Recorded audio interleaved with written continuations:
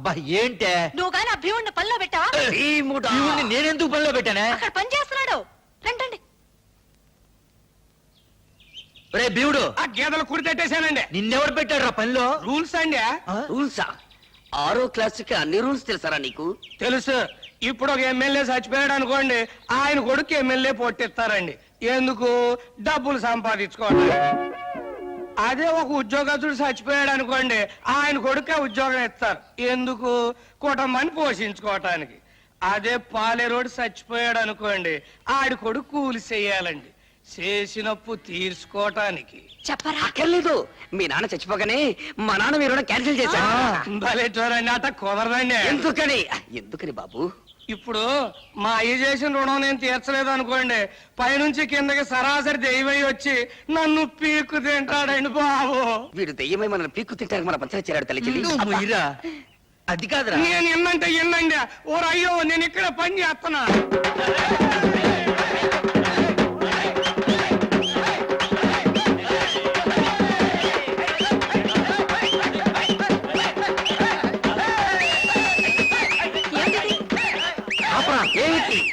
ఏమిటి డప్పు? అయ్య బాబు ఏమిటి డప్పు అని ఇప్పుడు అడుగుతున్నావు? డప్పు కొట్టడం మొదలెట్టినప్పుడే నేను అడిగా, చెప్పలేదు.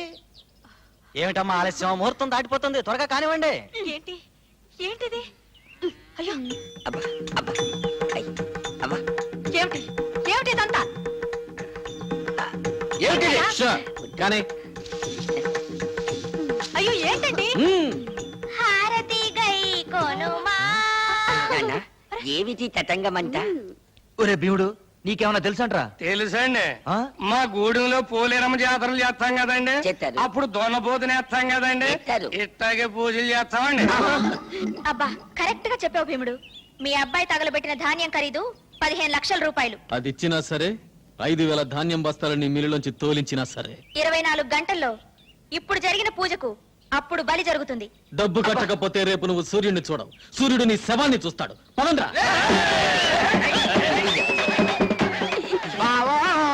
రేపు పొద్దున్న నీ కొడుకు ఫోటో పేపర్లో పడిపోద్దే. కాళ్ళ చక్రం గిర్రున తిరుగుతుంది, నాకు చావు దగ్గర పడింది. రేపు సూర్యోదయం అవ్వగానే అయ్యో చక్రం కూడా ఆగిపోయింది. అంత బెంబేలు పడిపోతావేంటి? శివాజీ గారు నేనేం చేయలే. చూడు జాకెట్ల జాకి, ఆ శివాజీ గారు నన్ను చొప్పుట పెట్టరా, నాకు నేను చచ్చుట పెట్టరా? నీకు నువ్వు చచ్చుటే బెటర్. ఎండలకు?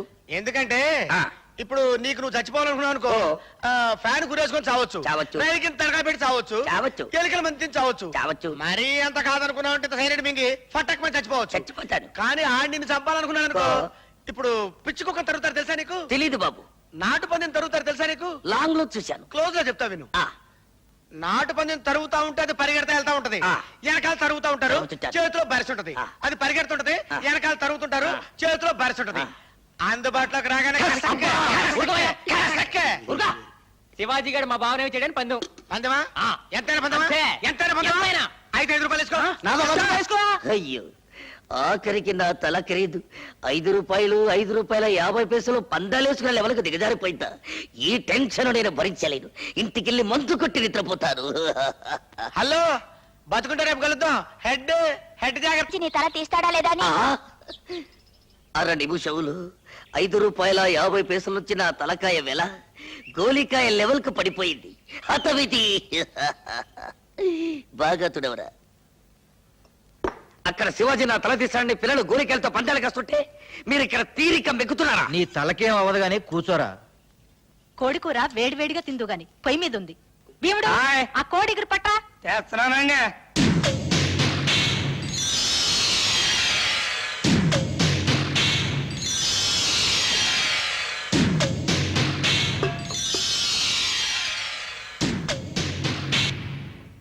ఏంటా చూపు? ఆ కూర వడ్డించు. వడ్డిస్తున్నానండి. ఆ కూర నువ్వు తినరా. అయ్య బాబు, ఆసాముల కూర నేను తినడం ఏంటండి? ఆసాములు చంపటానికి వండిన కూర రాది. ఆడిని చంపుతున్నట్టు నాటకం ఆడి ఇంటిల్ల పాదికి విషం పెట్టి చంపమని నిన్ను ప్రయోగించారు. అందుకే వద్దని నాకు కమతం చేస్తున్నావు.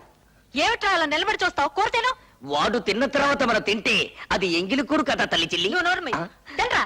అయ్య బాబోయ్, ఇన్నాళ్ళు మా నోటికాడ కూడు దొరల తింటం చూశానండి. దొరల నోటికాడ కూడు మొట్టమొదటిసారి తినబోతున్నానండి. విధి లిఖితం. చూస్తున్నాడు, సెలెక్ట్ చేసుకుంటున్నాడు, ఇక తింటాడు. ఒక ముక్క తిన్నాడుగా, విషయం లేదేమో తల్లి చెల్లి. ఇక మిగిలింది మనం తిన్నాం. ఉండరా, ఇంకో ముక్కలో ఉందేమో.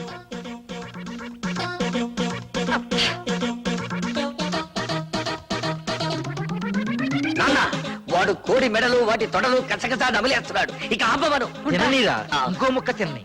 ఇంకా తిన్న తర్వాత మన మిగిలేది ఏమిటి? చీకేసిన ఎముకలు, పీకేసిన బొచ్చు తప్ప. విషయం కలిపాడో లేదో తెలియాలిగా. కలిపుట్టే ఈ పాటికి చావాలిగా. ఒరే సుంచా, ఈ మధ్య సైనైడ్ తిని వాళ్ళు చచ్చి మనల్ని చంపే సూసైడ్ స్క్వాడ్ వాళ్ళు వచ్చారట. వీడు కూడా ఆ బాబతేమో.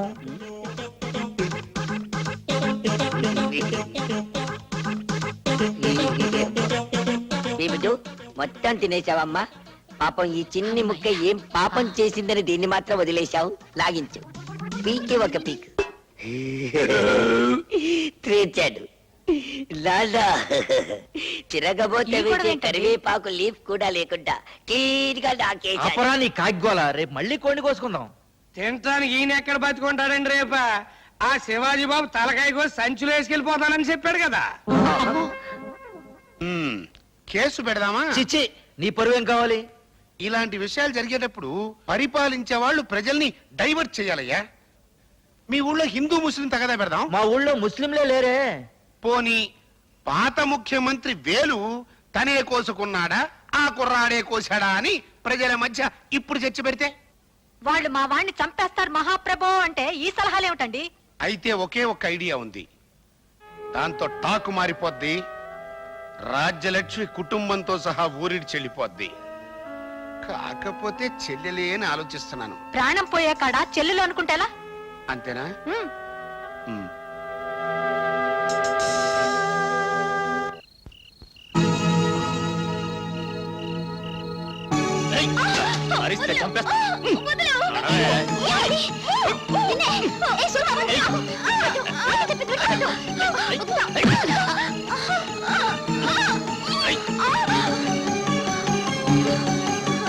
తప్పులు చేస్తున్నారని నోళ్లు పారేసుకుంటున్నా ఆ రాజ్యలక్ష్మి ఆవిడ కొడుకు నోరు మూసుకునే రోజు వచ్చింది. వంకర మాటలు ఎందుకు, తిన్నగా చెప్పు. తిన్నగా తలుపులు తీసుకుని లోపలికి వెళితే నీ కూతురు మా అన్నయ్య కొడుకు సూరితో కొలుకుతూ కనిపిస్తుంది. నా పెళ్ళాం నిజం చెబితే చెయ్యి చేసుకుంటావా? ఆ చెయ్యి విరిచేస్తే ఏం చేస్తావే? నీ తలకాయ తీసుకుపోతా. ఫు! నీ చెల్లెలు లోపల కులుకుతోందో లేదో తేల్చుకోరా.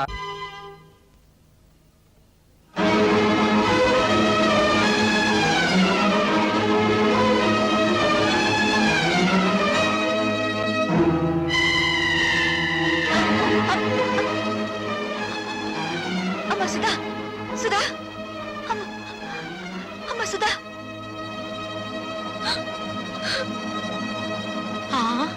కళ్ళు తిరిగి పడిపోయిందంటే బహుశా నెల తప్పిందేమో. అమ్మని మొగుడొదిలేశాడు, కూతురు చెడిపోయింది. ఆపండి. ఆ సూరిబాబు సుధమ్మని పొద్దుకూకి నాకు ఎత్తుకుపోతా ఉంటే మా ఎర్రబుజ్జి చూసింది. చెప్పవే. అవునండి, చీకటి గొంతులో ఆ బాబు ఎత్తుకుపోతుంటే నేను కళ్ళారా చూశాను. పోవే, వాళ్ళిద్దరు ఆ గదిలోకి వెళ్ళడం నా కళ్ళారా చూశాను. అబద్ధం. గుడిసెలో ఉంటున్న దాని మాట గౌరవించి నేను అబద్ధం చెప్తున్నాను అనుకుంటున్నారా? మేడల్లో ఉండే వాళ్ళ గుడిసేడు పుత్రుడు అనకూడదేంటి? ఏం కూసావురా? ఇప్పటిదాకా మీరు కూసిన కారు కూతల కంటే తప్పుడు కూతలేం కుయ్యలేదు వాడు. రే సూరిగా, 24 గంటల లోపల డబ్బు కట్టకపోతే బుల్లబ్బాయి బలైపోతాడనుకున్నాను. ఇవాళ నువ్వు చస్తావనుకోలేదు. వాడి మీద చెయ్యి పడితే శవాలు లేస్తాయి. చేసిన తప్పు ఒప్పుకోకపోతే మీ శవాలు కూడా మిగలవు, బూడిదే మిగులుతుంది. ఏంట్రా ఈ కూసింది? నిన్ను మర్యాదగా అందరూ డిస్పర్స్ అవ్వండి. మీరు కాల్చి చంపిన నిందపడిన నా చెల్లెల జీవితం తేలందే. ఇక్కడి నుంచి కదిలే పని లేదు. అంతే. కలెక్టర్ గారు ఫస్ట్ క్లాస్ మేజిస్ట్రేట్ తో సమానం. రేపు ఆయన సమక్షంలో విచారణ జరుగుతుంది.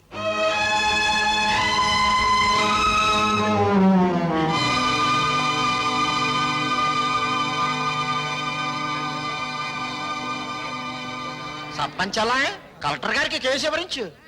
నాకు తెలుసు. నీ పేరేమిటమ్మా? కలెక్టర్ గారు ఈ ఊరికి కొత్తగా వచ్చారు. నీ పేరు తెలీదట, చెప్పమ్మా. ఆ పిల్ల మెంటల్ కండిషన్ ఎలా ఉందో తెలుసుకోవడానికి ప్రయత్నిస్తున్నాను. మధ్యలో మీరు మాట్లాడకూడదు. నోరు మూసుకోండని కూడా చెప్పొచ్చుగా, మీరు కలెక్టర్ కదా.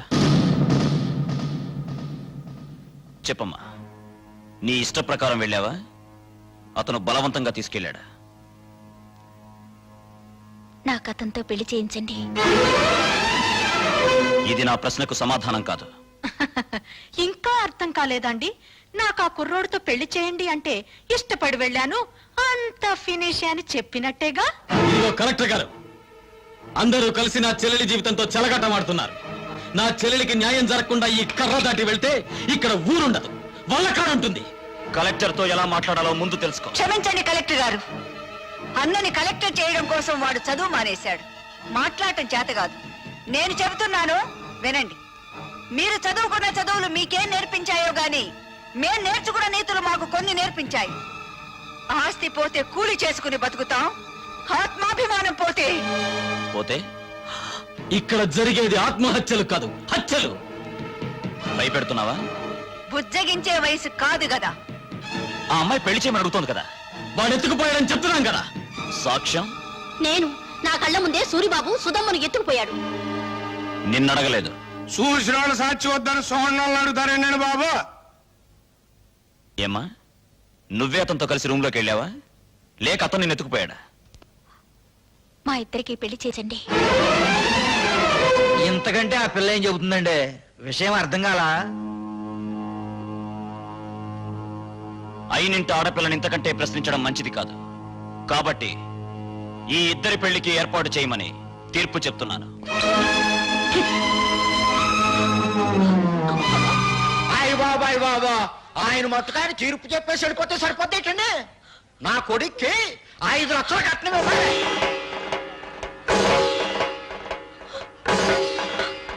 పేపర్ పాపం వాళ్ళు ఎక్కడ ఇవ్వగలరా 5 లక్షలు కట్నం? అందరూ వాటాలు వేసుకుని పెళ్లి చేద్దాం. నా వాట 10,000. లెసపలికి తల్లి చెల్లి, నా వాట 5,000. నాన్న నీ వాట? పందిరేసుకోవడానికి తాటాకులు ఇస్తారు. రండి బాబు రండి, అందరూ చందాలు ఇవ్వండి. ఈ చెడిపోయిన దానికి పెళ్లి చేద్దాం. నా సంత 30 రూపాయలు.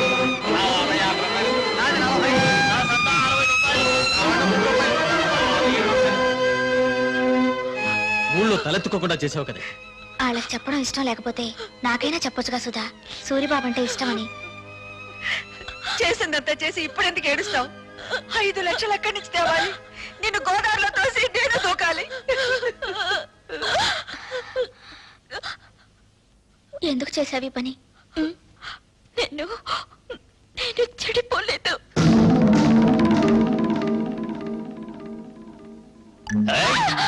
అరిచావంటే చంపేస్తా. నువ్వు అక్కడే కూర్చో, నేను ఎక్కడే కూర్చుంటాను. ఏయ్! పిచ్చి పిచ్చి వేషాలు వేసావంటే ఇక్కడే భంచిక్ బొమ్మ అనిపిస్తా. నేను ఇక్కడే కూర్చుంటాను. మీ అమ్మ, ఊరు జనం అంతా వచ్చిన తర్వాత గొడవ జరుగుతుంది కదా, నేనే వెళ్ళి తలుపు తీస్తాను. నాకు పెళ్లి చేయండి, నాకు పెళ్లి చేయండి అని ఎందుకు చెప్పావే? నేను చెడిపోలేదంటే మీరు నమ్ముతారమ్మా, కానీ ఊరు నమ్మదుగా. అందుకే చెడిపోయిందని కుటుంబంగా మన కుటుంబం ముద్ర పడకూడదని నేను ఆ దుర్మార్గుడిని. అత్తయ్య, సుధ చెప్పింది కరెక్ట్ అత్తయ్య. పెళ్లికి ఏర్పాట్లు చేయండి, మిగతా డబ్బు రేపు తీసుకొస్తాను. ఆ రోజు నా కొడుకు నిన్ను పెళ్లి చేసుకోబోతున్నందుకు బాధపడ్డాను.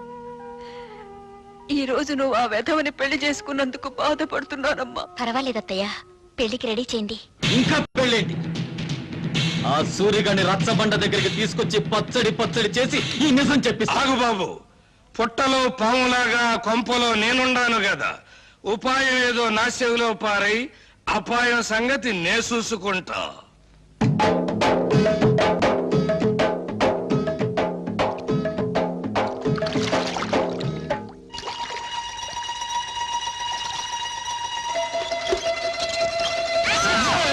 ఏంటో సచ్చినోడా, బాత్రూమ్ తలుపు తీసి అవతల పో. నాకేం తెలుసండి మీరు తలుపులు తీసుకుంటారని చేస్తున్నారని. బరువు పంపేసుకుని వెళ్ళిపోతా. సచ్చినోడా, తలుపు మూసి అవతల పోరా. బరువు దించు పోరా. ఛీ! పంపేసుకుంటే జాగ్రత్తగా తీసుకెళ్ళండి. బాయ్. జాగ్రత్త బామర్తి, అందులో ఒక్క రేకు కూడా కింద పడ్డారు వీల్లేదు. నాకెందుకో భయంగా ఉంది బావా. ఎందుకు? నువ్వు చేసిన పనికి మీ నాన్నని భంచిక్ బం చేస్తాడేమోనని. నా జడ్జనగర జనైనా సరే నేను మాత్రం సాధించాల్సింది సాధించాను. బావోయ్, మనోడు వార్త గాని ఫోటో గాని పేపర్ లో పడలేదు. రేయ్, నువ్వు ముయ్యకపోతే నీ ఫోటో పేపర్ లో పడద్ది. నాన్న జోగిరీలు, ఈ దండ వేసిన ఆశ్రది ఏమిట్రా ఈ పిచ్చానందం? ఏముందండి, సూర్యోదయం అయ్యే లోపల శివాజీ గారు మనోడు తలకాయ తీసుకెళ్లేదు కదా, అందుకని. నిజమే నిజమే.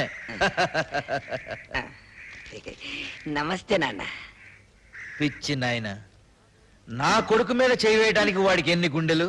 అవును, పోయేది నా తలకాయ కానీ నీ తలకాయ కాదుగా, అందుకే నా జాగ్రత్తలో నేనున్నాను. ఏం చేసావురా? 5,000 బస్తాల ధాన్యాన్ని ధాన్యాన్ని శివాజీకిచ్చి ఇచ్చి 5,000 బస్తాలు ఇచ్చావా?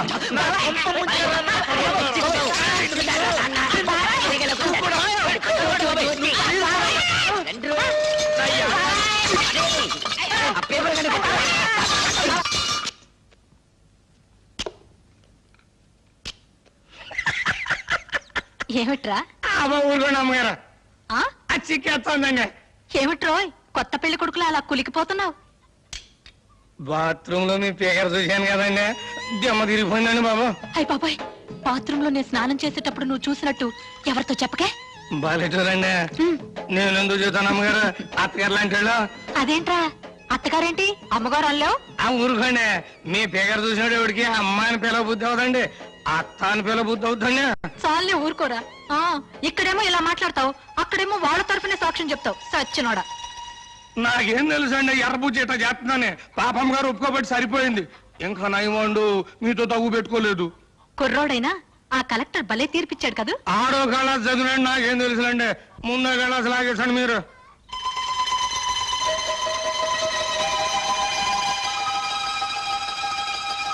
రేయ్, ఈ పూట ఇక్కడే భోంచేసాడు. మీరు అడిగినా వదులుకుంటానండి. పిచ్చ సన్నాసి. అబ్బా, కడుపులో తిప్పుతుందేంటి? ఏంట్రా కురుడి నీళ్ళ? బాగా చూడండి, మీ ముందే కదా లేక కొబ్బరికాయ కొట్టాను. సర్లే. వద్దంటే వెళ్ళలేదండి అమ్మగారు, చూడండి మన భాగవతం మొత్తం పబ్లిక్ తెలిసిపోయింది. చీకటి పడితే ఎక్కేది మంచుల మీదను, నిందలేసేది ఎదుటోళ్ళ కుటుంబాల మీదను. చెడింది నా చెల్లి కాదురా, నీ తల్లి చెల్లి. రా దిగు. వీడి తల్లి చెల్లి రా, నీ బతుకు బంచికి బంచేస్తారా?